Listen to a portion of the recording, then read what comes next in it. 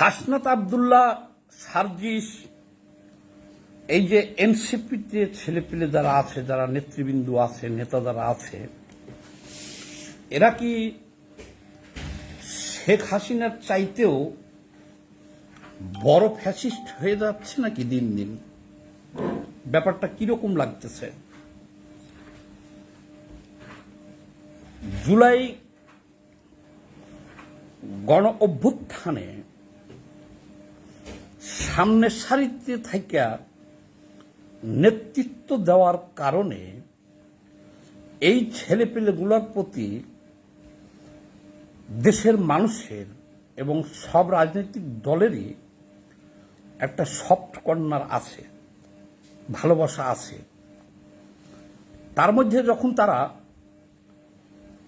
রাজনৈতিক দল গঠন করে ফেলল, যদি বৈষম্য বিরোধী ছাত্র আন্দোলনে থাকতো, তারা ক্ষমতায় যাওয়ার চেষ্টা না করত, তাহলে এই সব কর্নারটা, ভালোবাসাটা এই দেশের 18 কোটি মানুষেরই তাদের প্রতি ছিল এবং থাকতো। এ হলো 1 নম্বর কথা।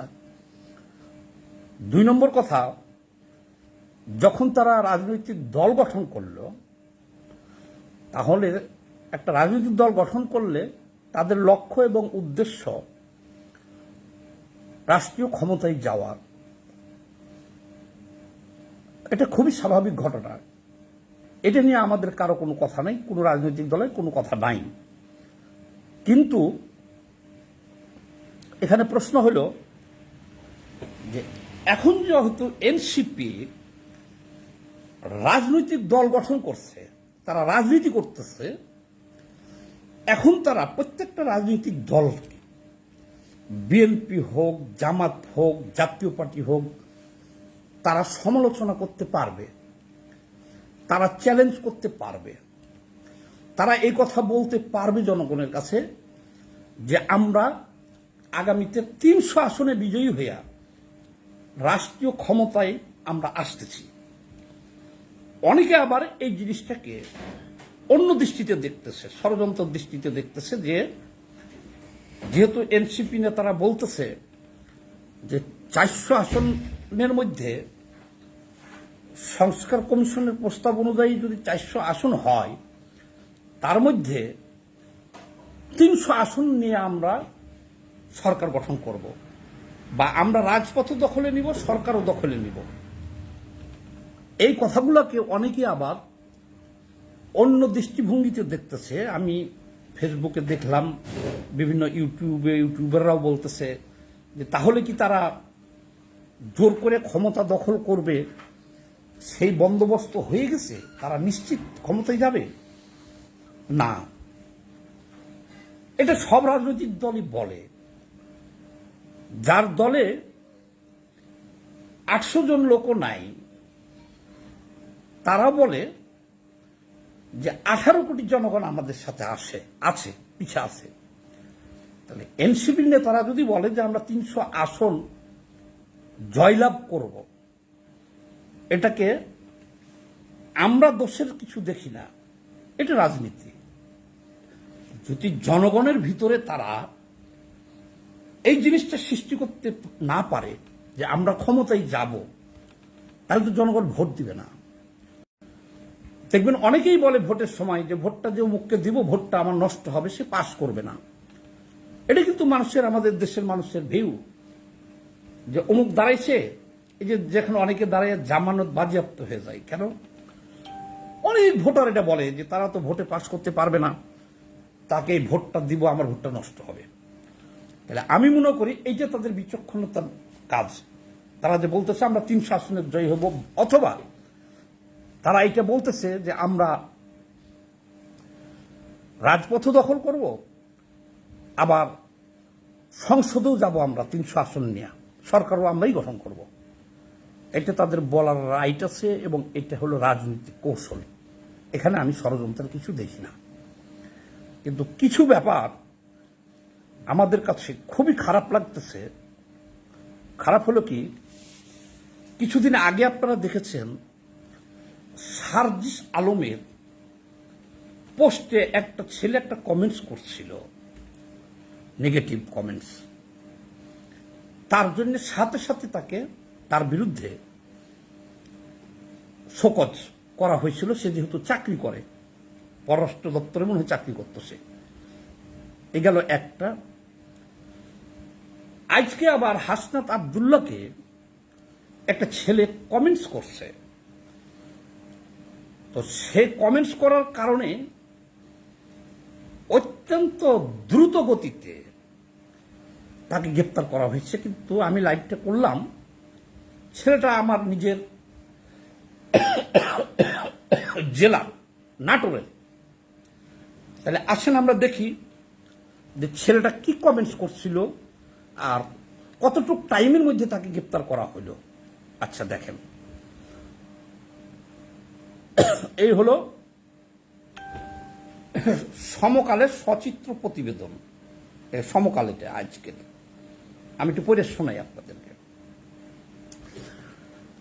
হাসনাত আব্দুল্লাহকে নিয়ে উস্কানিমূলক মন্তব্য, যুবক গ্রেপ্তার। আচ্ছা, ঘটনা কি?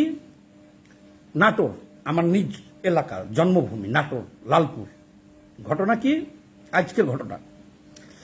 সামাজিক যোগাযোগ মাধ্যমে জাতীয় নাগরিক পার্টির এনসিপি দক্ষিণাঞ্চলের মুখ্য সংগঠক হাসনাত আব্দুল্লাহকে নিয়ে উস্কানিমূলক মন্তব্য করায় খোরশেদ আলম নামের এক যুবককে গ্রেপ্তার করেছে গোয়েন্দা পুলিশ ডিবি।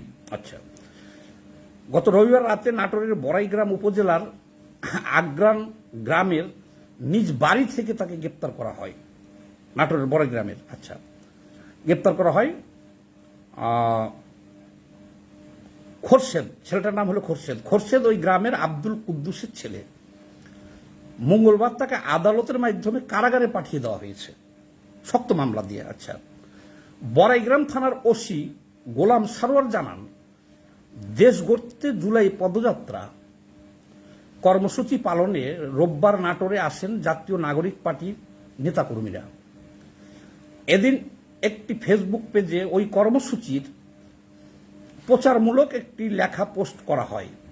আচ্ছা, পোস্টটির নিচে এসকে শারমিন খোরশেদ আলম নামের একটি আইডি থেকে মন্তব্য করা হয়, একটু আগে এক জাগাত, তাহলে বানানটাও ঠিক মতো লিখতে পারে না, ছেলেটা অত শিক্ষিত না আর কি, লিখছে একটু আগে এক জাগাত হাসনাত মার খাইছে এলাকাবাসীর, আসুক বনপড়ায় দেখি আমরা কি করতে পারি। পরে বিষয়টি ডিবি পুলিশকে জানাই এনসিপি। আচ্ছা, তিনি বলেন, ওসি সাহেব বলতেছে যে ডিবি পুলিশ খোঁজ নিয়ে জানতে পারে এসকে শারমিন খোরশেদ আলম আইডিটি খোরশেদ আলমের। পরে রোববার রাত্রে অভিযান চালিয়ে তাকে আটক করে বড়াইগ্রাম থানায় হস্তান্তর করা হয়। ওসি আরও জানায়, বড়াইগ্রাম থানায় খোরশেদের বিরুদ্ধে ইচ্ছাকৃতভাবে উস্কানি দেওয়ায় মামলা হয়েছে। মঙ্গলবার তাকে আদালতের মাধ্যমে কারাগারেও পাঠিয়ে দেওয়া হয়েছে। আচ্ছা, এখন এটা নিয়ে আমাদের একটু কথা আছে। কথা হলো, শেখ হাসিনার আমলে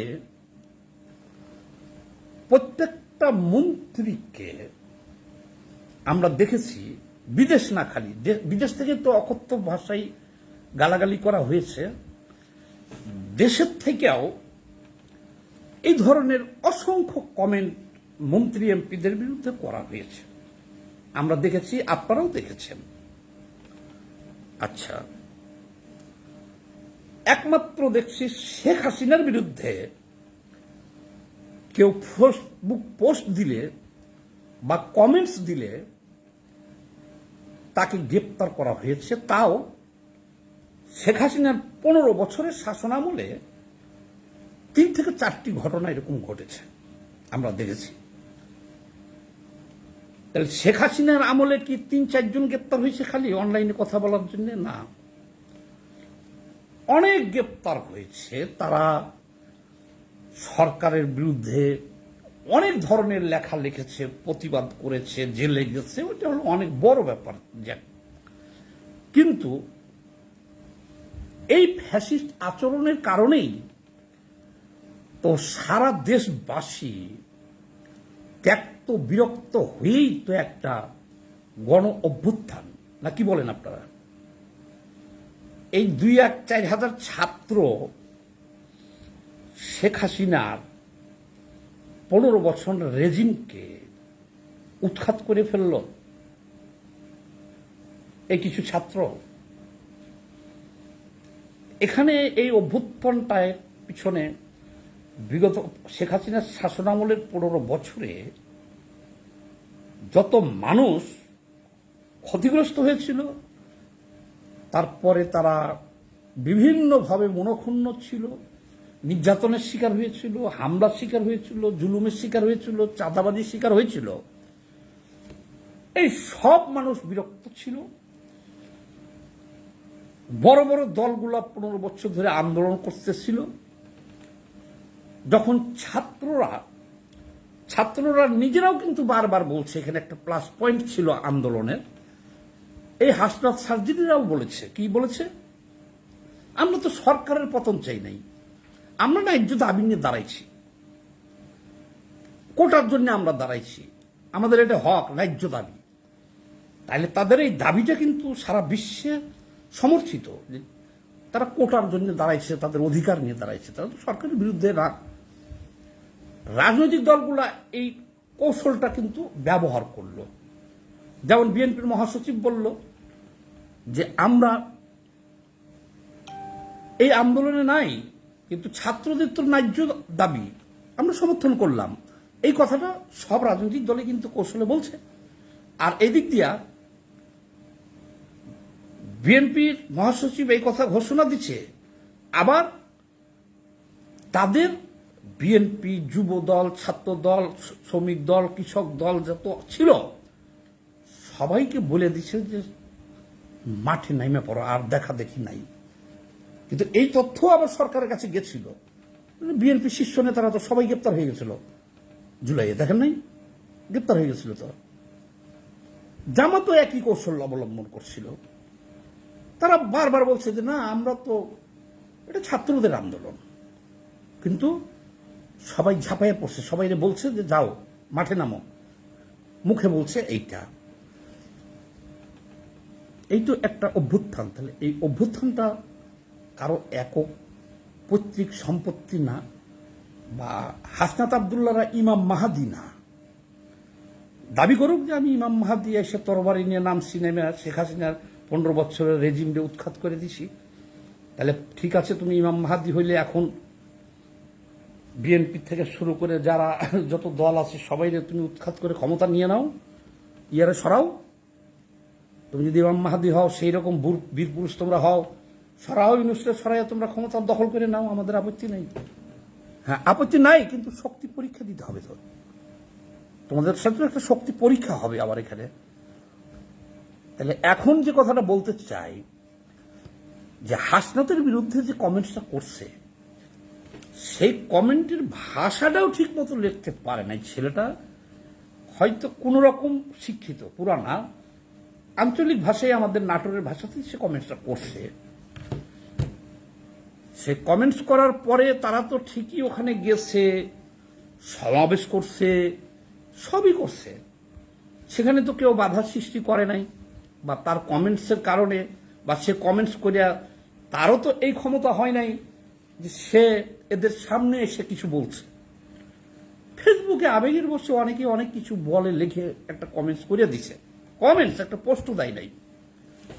তার জন্য যত দ্রুত গতিতে ডিবি পুলিশ তাকে গ্রেপ্তার করিয়া মামলা দিয়া কারাগারে পাঠিয়ে দিল, এখন তো আমাদের এই প্রশ্নটা করতেই হয় যে তাহলে শেখ হাসিনার চাইতেও কি বড় ফ্যাসিস্ট আমরা জন্ম দিতেছি দেশে?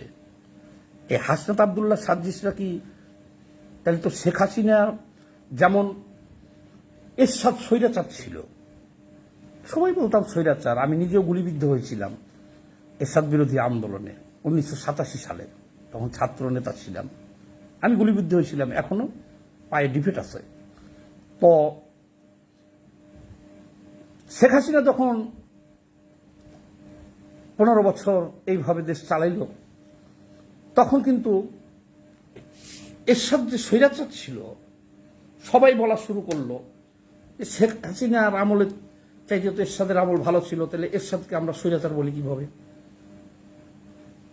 তাহলে এরশাদের চাইতে বড়রা তো এখানে হয়ে গেছে, তাহলে এরশাদ হারা গেল না? তাহলে এখন যেগুলো কার্যকলাপ চলতেছে, তাহলে তো শেখ হাসিনাকে বাদ দিয়ে এদেরকে ফ্যাসিস্ট বলা শুরু করে দেবে মানুষ। আর শেখ হাসিনা তো এদের কাছে শিশু, আমার দেশের ছেলে, আমার এলাকার ছেলে। কি করছে সে? এখন এই হাসনাত সার্জিকদের বিরুদ্ধে ছোট একটা কমেন্টস করলে সাথে সাথে গ্রেপ্তার হয়ে যেতেছে। তাহলে কি আমরা আবার আরো একটা ফ্যাসিস্ট?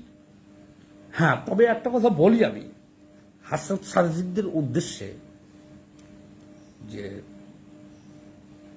তোমরা যেভাবে সারা দেশ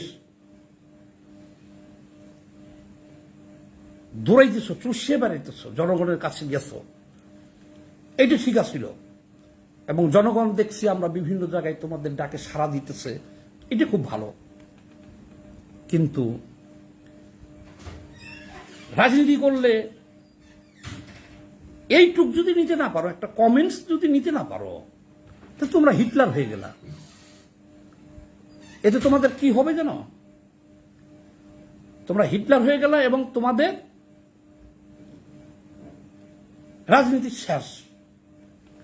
যে বাপ রে বাপ, একটা কমেন্টস করার সাথে সাথে গ্রেপ্তার হয়ে যেতে হয় এদের বিরুদ্ধে। তাই বলতেছি যে ভবিষ্যতে এই পৃথিবীতে মায়ের পেট থেকে কেউ কিছু শিখা আসে নাই। তোমরা শুক্র শুক্র 8 দিন রাজনীতিতে আসছ, রাজনীতিতে অনেক কিছু শিক্ষার আছে, তোমরা এগুলো শিখো, এই কাজটা করো না। এই এক গ্রেপ্তারে তোমাদের ইমেজের কতখানি ক্ষতি হয়েছে, এটা কিছুদিন যাক, গেলে পরে বুঝতে পারবা। আর বেশি কিছু বললাম না। এখানে এত রাত্রে কারা আছেন আমার সাথে?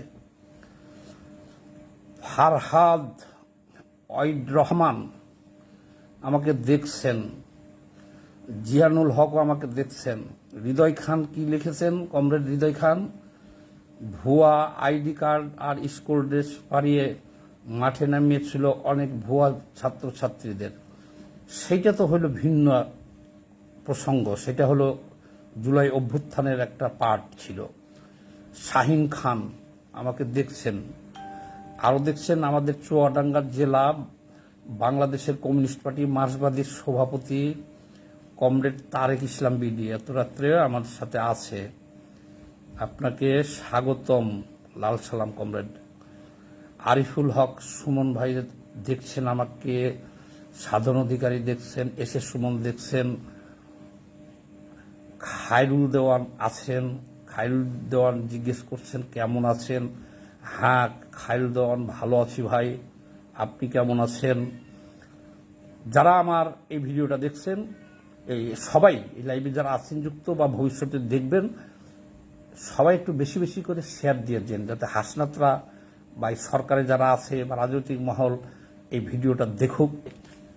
আর আমি এই ভিডিওর মাধ্যমে আমি হাসনাত এবং সার্জিকদের দৃষ্টি আকর্ষণ করছি, আমার নিজ জেলার ছেলে, তাকে যেন অবিলম্বে মুক্তির ব্যবস্থা করে দেওয়া হয়, তাদের মামলাটা প্রত্যাহার করে নেওয়া হয়, এবং ভবিষ্যতে যেন তারা এই সমস্ত ছোটখাটো বিষয়গুলো এড়িয়ে চলে এবং এমন কমেন্টস করলে যেন এরকম ক্রেজি হয়ে না যায়, সে আহ্বান থাকবে। আমার এই লাইভটা ভয়েস অফ ফ্যাক্টে চলে যাবে ইউটিউবে। আমার ইউটিউবের ভয়েস অফ ফ্যাক্টের শ্রোতা দর্শক বন্ধু, আপনাদেরকে লাল সালাম, অভিনন্দন। আপনারা আমাদের পাশে সবসময় আছেন।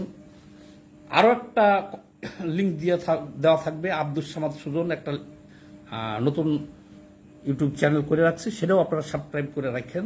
সবাই ভালো থাকেন, ধন্যবাদ।